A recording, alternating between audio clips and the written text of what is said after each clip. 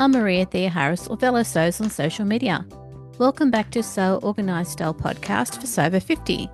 Make sure you like and subscribe to Sew Organised Style podcast on your podcast app and on YouTube. Sewing feels like a language itself. It connects people no matter their age or where they are from. I love communicating with people, so it really feels like the perfect way for me to express myself. And also I love seeing other people's creations too. That's Izumi Montgomery. She's one of the talented tutors at Reverse Garbage. Both her personal and her artistic story are very extensive, and it's really great to hear how she got to Australia today. Grab a cuppa to hear Izumi's story. Izumi, thank you for coming onto the podcast today. Thank you, Maria, for having me today.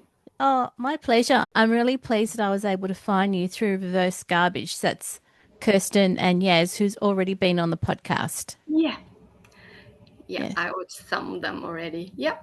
Yeah. And you've been running workshops at Reverse Garbage for a while? Yes. Yeah. For our listeners and our viewers, we've got some questions that we're going to go through so that we can learn more about Izumi. Yeah. Can you tell us about your sewing? For me, sewing is how I express who I am. Mm-hmm. It's actually my art. I wear my handmade clothes and accessories almost every day using second-hand fabrics, haberdashery, and old clothes from op shops. Sustainable fashion really fits me because it's not only about style, but also about expressing myself. Actually, my background is in metal sculpture. I studied fine art in uni in Tokyo. Back then, I mainly worked with copper and iron, making quite a big sculptures. I had lots of exhibitions in Tokyo, once in Berlin, Sydney, and also Melbourne. For my sculptures, I sometimes use fabric, burned or melted together with metal, but I wasn't really sewing at the time. Okay. Yeah. Later, I met my Australian husband in Japan and got married and moved to Sydney. Then I had children, and when they were little, I suddenly didn't have time to make my big metal sculptures anymore. But I always needed to create something. Mm-hmm. Otherwise, I feel like I'm losing my spark. Mm-hmm. Yeah. So I started sewing for my kids first. Their clothes and little things like that. That's when I discovered sewing as a new way to express myself. Both of my grandmothers were good at sewing too. So maybe I inherited that from them. Yeah, maybe. Maybe. And I was thinking, based on your background, where you're from, I've heard that in Japanese culture, there is always the thinking that you should use and reuse what you already have. Exactly. Yeah. Yes, always we think about reuse and keep something small. Yeah, then I started making something for my kids first. Actually, later, I decided to study fashion properly in TAFE at Sydney. Yeah. It really made me realize how much fashion affects the environment. Lots of waste for creating fashion. That made me think about how I wanted to keep sewing without buying new materials. So I started using reused materials and old clothes from op shops first. So in Sydney, do you find that looking at op shops is easy to do, or are there places that you go to as your first op shop?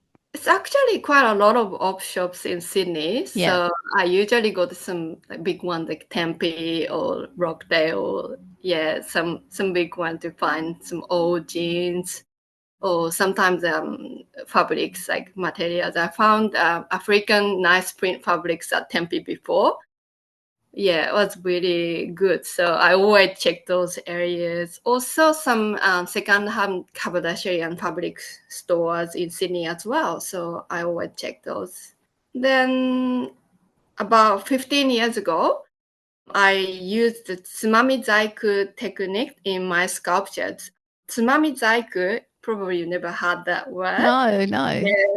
Tsumami Zaiku is traditional Japanese fabric folding method for making beautiful accessories. Yeah, actually, I'm wearing an earring today. Tsumami Zaiku is not really sewing, but when we sew, we always end up with lots of scrap fabrics, don't we? We do.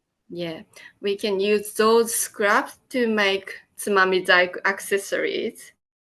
That's why I feel it's connected to sewing. So I always use my scraps fabrics, yeah, as well. So actually, the origin of tsumami zaiku goes back about 230 years ago when a man invented the techniques to make hair accessories for his wife using pieces of her old kimonos as well. So it's kind of like connected perfectly with my theme.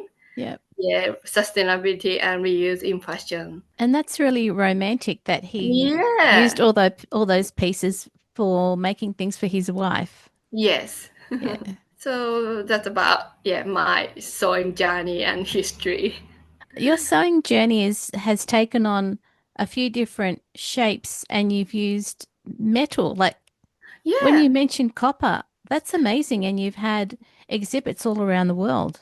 Yeah, kind of. Mostly in Tokyo, like in Japan. Yeah, was good. So I used the old clothes at the time already and put that fabric onto the metal and then like bond it together something. So yeah, some experiment. That's fascinating. Yeah. Yeah. Thank you. Izumi, so you've told us your history. When did you start sewing and what kept you sewing? I think my first sewing project was in primary school. Maybe a little felt pouch, and then sashiko cloth we made at school. So we learned sashiko at school, actually, in primary school. In primary school. Yeah, so like Yeah. little handkerchief size. Yeah. So, and then also both of my grandmothers could sew kimonos. I have some old kimono from my grandma as well.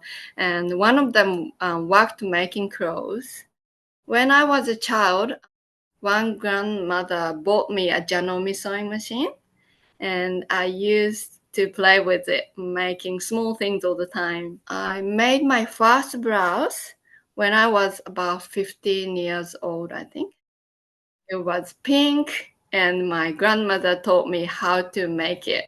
I still remember the joy of choosing fabrics, buttons, making it, and then wearing it. That feeling exactly the same today. Good. Yeah. Yeah. Now I enjoy the whole process even more, especially finding fabrics from op shops or old clothes. Every time I find something interesting, new idea come to me. If I have free time, I'm usually sewing something. I Yeah. understand that. Yeah. Also, like sewing feels like a language itself.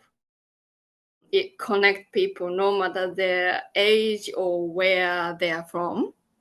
I love communicating with people, so it really feels like the perfect way for me to express myself.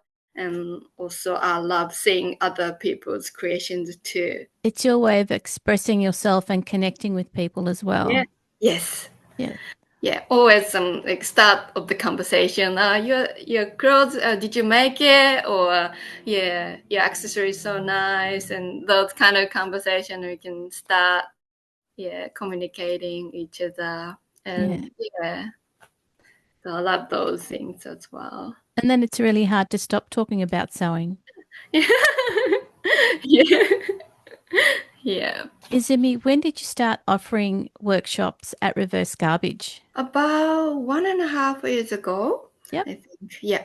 Before that, I actually ran some small workshops at local councils. Then I realized that reverse garbage, I always loved reverse garbage before, and then Yeah. I realized that reverse garbage connect really much my direction, reuse and sustainability. So I started teaching Tsumami Zaiku, which I mentioned before, the workshops and slow stitch classes. It's been such a wonderful community to work with. And when you're at Reverse Garbage, are your classes held in the room next to the big shed? Yep. There's an education room Yep. behind the shop. Yep. So yeah, back there. Yeah. Okay. And Yeah. do you run the workshop for just schools or for anybody? For anybody, for mostly adult, anybody. Anybody. Yeah. Okay, that's good. Yes. Where can we find you online if we want to get in contact with you? Yeah, you can find me on Instagram. My account is at Izumi Sewing. It's easy name. Yeah, Izumi Sewing. Also, you can find me on the Reverse Cabbage website and the public workshops as well. Yeah. So my workshop, Tsumami Zaiku, like accessories, like make a brooch or earrings. You can choose. Before we get to the last question, can you Yes. describe the shirt that you're wearing? Because Yes. it's a really amazing red color. Thank you. Yeah, I actually made this too. I used some my favorite band in Japan, the music, the band. I got Oh, the match, like Japanese tenugui is like long handkerchief, and then I cut those into little pieces and then connected. So I designed also some buttons as well, the covered buttons. So that I'm not gonna is waste any little piece. no, no, not at all. I mean, the Yeah. it's on the collar, the collar band, the facing. You've Yeah. covered the buttons with the rest of the fabric. Yes, tiny little piece of fabrics, and then I Oh, made covered buttons as well. Yeah, and I got this gingham check from some second-hand yeah. public store. So I just connected some fancy part on my color. Thank It's wonderful. you. Everything matches. The reds, they're just the right reds. Sorry, I'm getting excited about color now. Yeah, thank you very much. I always love to like connect some little pieces. I don't really do patchwork, but I get all little pieces, scraps, and connect and match the colors and fabrics to make a little shirts or some accessories. Yeah, Yeah. it's exciting. Yes. Yeah. What advice would you give people who are just starting out? So you don't really need perfect skills. Just to start small, I think. Yeah, for example, try adding a patch or changing the buttons. I think putting patches on shirt is in fashion. I Yeah. saw some of them in like shopping center, like everywhere. Like little kids are doing that at the moment. Yeah, so that's good. So yeah, so something you already own, and you can add little things on it, and or cut up clothes you can't wear anymore but still love, and make them into a bag, pouch, or accessories. So yeah, like I'm doing those things as well. So you don't really need a sewing machine. You can hand sew all the Um, pieces together. yeah, firstly, I think don't really need to get sewing machine immediately. First, you can do like slow stitch, hand stitching first. Once you start, actually, you find yourself getting more and more into the world of sewing. Yeah. Then maybe you can get like domestic sewing machine and start making something small bag, maybe the square shopping bag would be quite easy. So like yeah, just getting more and more, and then yeah, start slowly. That would be good. Oh, wonderful. Thank you so much for sharing your story. I mean, you've worked with metals, you're now working with fabric, Yeah. and it's all part of who you are. Thank you. Yeah, I didn't think about I'm going to do like sewing at the time, like in the old days when I was making metal sculptures, but already loved fashion at the time. So yeah. Thank you for coming onto the podcast, and I encourage people to find you either online or through Reverse Garbage. Thank you so much, Maria. Thank you. Thank you. Bye. Bye.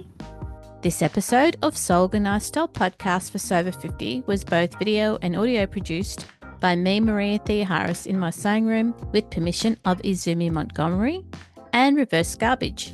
Sound by Kaneef on YouTube. Many thanks for the ongoing support of the podcast Patreon contributors. Their paid Patreon membership enables me to create these video and audio podcasts for you for free. You can subscribe to Soul Organised Style Podcast, spelled with an S, not a Z, on all good podcast apps and on YouTube. And yes, if you live in Australia and decide to get your own Mimi Queen, I'll be your body scanner. Make sure you go back and listen to our free Sober 50 episodes on Soul Organised Style Podcast. Direct message Sandy and the editors at Sober 50 on Instagram to contribute to the ongoing posts and challenges the team promotes to the community. I look forward to joining you in your sewing room next time. Stay safe, everyone.